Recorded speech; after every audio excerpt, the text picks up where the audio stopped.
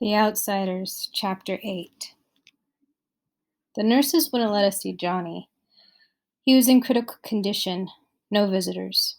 But Two-Bit wouldn't take no for an answer. That was his buddy in there, and he aimed to see him. We both begged and pleaded, but we were getting nowhere until the doctor found out what was going on. "Let them go in," he said to the nurse. "He's been asking for them. It can't hurt now." Two-Bit didn't notice the expression in his voice. "It's true," I thought numbly. "He's dying." We went in, practically on tiptoe, because the quietness of the hospital scared us. Johnny was lying still, with his eyes closed. But when Two-Bit said, "Hey, Johnny kid," he opened them and looked at us, trying to grin. "Hey, y'all." The nurse, who was pulling the shades open, smiled and said, "So he can talk, after all." Two-Bit looked around. "They treating you okay, kid?"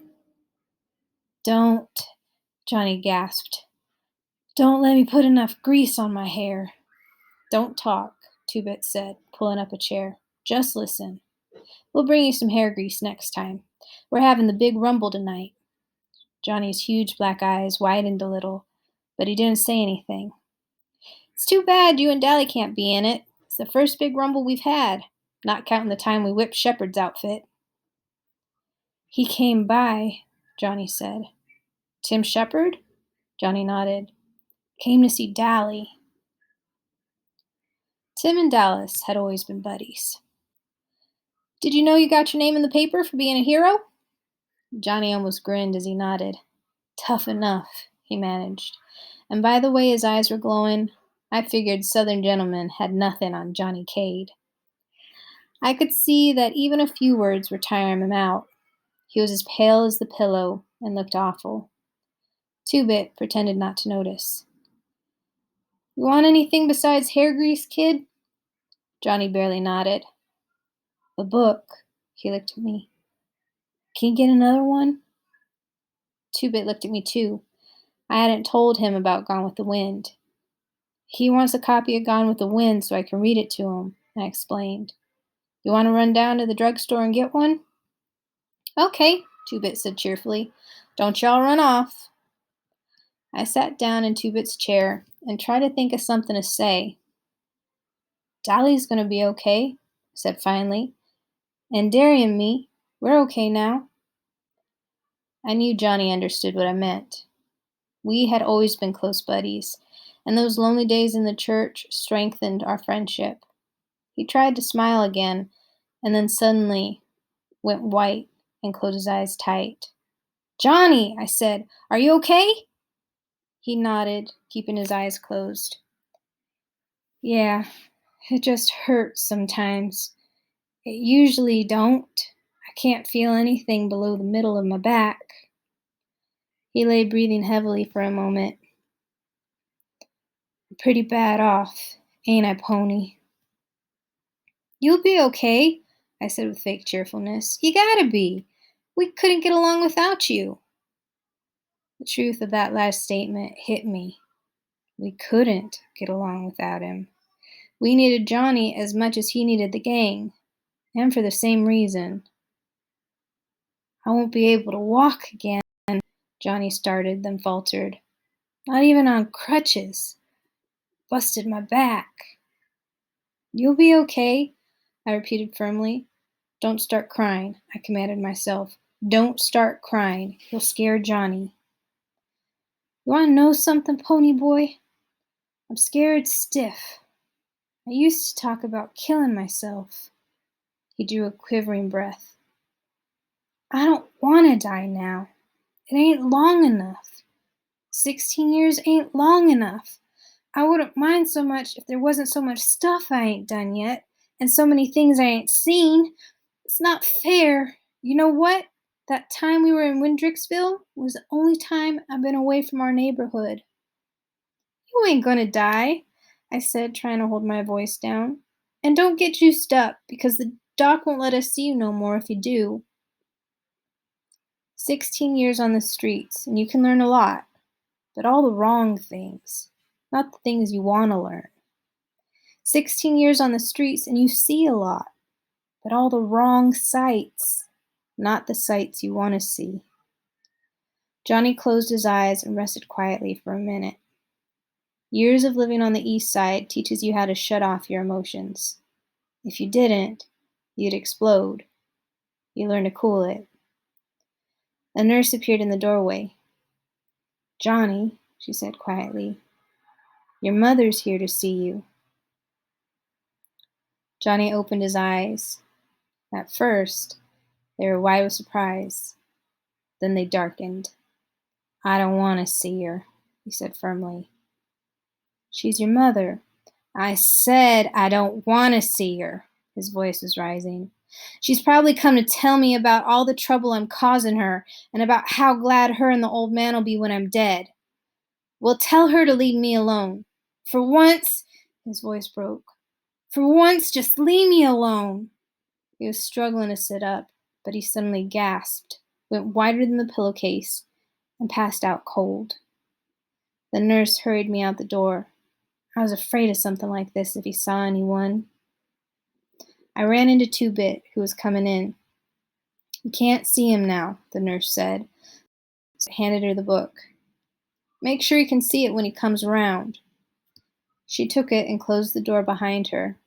Two-Bit stood and looked at the door a long time. "I wish it was any one of us except Johnny," he said, and his voice was serious for once. "We could get along without anyone but Johnny." Turning abruptly, he said, "Let's go see Dallas." As we walked out into the hall, we saw Johnny's mother. I knew her. She was a little woman with straight black hair and big black eyes like Johnny's, but that was as far as the resemblance went. Johnny Cake's eyes were fearful and sensitive. Hers were cheap and hard. As we passed her, she was saying, "But I have a right to see him. He's my son. After all the trouble his father and I have gone through to raise him, this is our reward. He'd rather see those no-count hoodlums than his own folks." She saw us and gave us such a look of hatred that I almost backed up. "It's your fault, always running around in the middle of the night, getting jailed and heaven knows what else." I thought she was going to cuss us out. I really did. Two-Bit's eyes got narrow, and I was afraid he was going to start something. I don't like to hear women get sworn at, even if they deserve it. "No wonder he hates your guts," Two-Bit snapped. He was going to tell her off real good, but I shoved him along. I felt sick. No wonder Johnny didn't want to see her. No wonder he stayed overnight at Two-Bit's or at our house and slept in the vacant lot in good weather. I remembered my mother, beautiful and golden, like soda, and wise and firm, like dairy. "Oh, Lordy!" There was a catch in Two-Bit's voice, and he was closer to tears than I'd ever seen him. "He has to live with that." We hurried to the elevator to get to the next floor. I hoped the nurse would have enough sense not to let Johnny's mother see him. It would kill him. Dally was arguing with one of the nurses when we came in. He grinned at us. "Man, am I glad to see you. These hospital people won't let me smoke, and I want out." We sat down, grinning at each other. Dally was his usual mean, ornery self. He was okay. "Shepard came by to see me a while ago." That's what Johnny said. "What do you want?" "Said he saw my picture in the paper and couldn't believe it didn't have 'wanted dead or alive' under it. He mostly came to rub it in about the Rumble. Man, I hate not being in that." Only last week, Tim Shepard had cracked 3 of Dally's ribs. But Dally and Tim Shepard had always been buddies. No matter how they fought, they were two of a kind, and they knew it. Dally was grinning at me. "Kid, you scared the devil out of me the other day. I thought I'd killed you." "Me?" I said, puzzled. "Why?" "When you jumped out of the church, I meant to hit you just hard enough to knock you down and put out the fire. But when you dropped like a ton of lead, I thought I'd aimed too high and broke your neck." He thought for a minute. "I'm glad I didn't, though." "I'll bet," I said with a grin. I never liked Dally, but then, for the first time, I felt like he was my buddy, and all because he was glad he hadn't killed me. Dahlia looked out the window. He sounded very casual. How's the kid? We just left him, Two-Bit said, and I could tell that he was debating whether to tell Dahlia the truth or not. I don't know about stuff like this, but, well, he seemed pretty bad to me. Passed out cold before we left him. Dahlia's jawline went white as he swore between clenched teeth. Two-Bit, you still got that fancy black-handled switch? Yeah. Give it here. Two-Bit reached into his back pocket for his prized possession. It was a jet-handled switchblade, 10 inches long, that would flash open at a mere breath. It was the reward of 2 hours of walking aimlessly around a hardware store to divert suspicion. He kept it razor sharp. As far as I knew, he had never pulled it on anyone. He used his plain pocket knife when he needed a blade. But it was a showpiece, his pride and joy. Every time he ran into a new hood, he pulled it out and showed off with it. Dahlia knew how much that knife meant to Two-Bit, and if he needed a blade bad enough to ask for it, well, he needed a blade. That was all there was to it. Two-Bit handed it over to Dahlia without a moment's hesitation. We gotta win that fight tonight, Dahlia said. His voice was hard. We gotta get even with the Socs. For Johnny. He put the switch under his pillow and lay back, staring at the ceiling. We left. We knew better than to talk to Dahlia when his eyes were blazing and he was in a mood like that. We decided to catch a bus home. I just didn't feel much like walking or trying to hitch a ride. Two-Bit left me sitting on the bench at the bus stop while he went to a gas station to buy some cigarettes. I was kind of sick to my stomach and sort of groggy. I was nearly asleep when I felt someone's hand on my forehead. I almost jumped out of my skin. Two-Bit was looking down at me worriedly. You feel okay? You're awful hot. I'm all right, I said, and when he looked at me as if he didn't believe me, I got a little panicky. Don't tell Derry, okay? Come on, Two-Bit, be a buddy. I'll be well by tonight. I'll take a bunch of aspirins. All right, Two-Bit said reluctantly. But Derry'll kill me if you're really sick and go ahead and fight anyway. I'm okay, I said, getting a little angry. And if you keep your mouth shut, Derry won't know a thing. You know something? Two-Bit said as we were riding home on the bus. You'd think you could get away with murder, living with your big brother and all. But Derry's stricter with you than your folks were, ain't he? Yeah, I said. But they'd raised 2 boys before me. Derry hasn't. You know, the only thing that keeps Derry from being a Soc is us. I know, I said. I'd known it for a long time. In spite of not having much money, the only reason Derry couldn't be a Soc was us, the gang, me and Soda. Derry was too smart to be a greaser. I don't know how I knew. I just did. I was kind of sorry. I was silent most of the way home. I was thinking about the rumble. I had a sick feeling in my stomach, and it wasn't from being ill. It was the same kind of helplessness I'd felt that night Derry yelled at me for going to sleep in the lot. I had the same deathly fear that something was going to happen that none of us could stop. As we got off the bus, I finally said it. Tonight, I don't like it one bit. Two-Bit pretended not to understand. I never knew you to play chicken in a rumble before, not even when you was a little kid. I knew he was trying to make me mad, but I took the bait anyway. I ain't chicken, Two-Bit Matthews, and you know it, I said angrily. Ain't I a Curtis, same as Soda and Derry? Two-Bit couldn't deny this, so I went on. I mean, I got an awful feeling something's going to happen. Something is going to happen. We're going to stomp the Socia's guts, that's what. Two-Bit knew what I meant, but doggedly pretended not to. He seemed to feel that if you said something was all right, it immediately was, no matter what. He's been that way his whole life. and I don't expect he'll change. Soda Pop would have understood, and we would have tried to figure it out together, but Two-Bit just ain't soda. Not by a long shot. Cherry Valance was sitting in her Corvette by the vacant lot when we came by. Her long hair was pinned up, and in daylight she was even better looking. That Stingray was one tough car, a bright red one. It was cool. "Hi, Ponyboy," she said. "Hi, Two-Bit." Two-Bit stopped. Apparently, Cherry had shown up there before during the week Johnny and I had spent in Windrixville. "What's up with the big times?" She tightened the strings on her ski jacket.